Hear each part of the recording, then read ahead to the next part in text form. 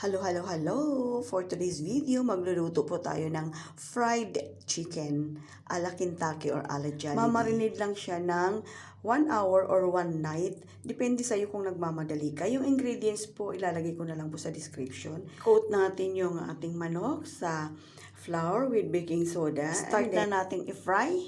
Gamit ko po dito ay salad master pan.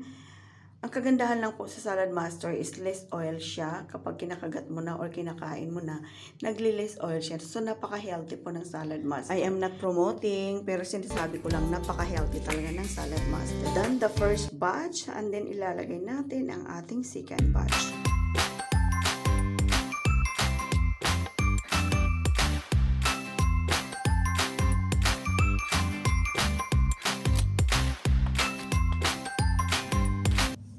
Thank you so much for watching. Don't forget to like and subscribe. Happy eating!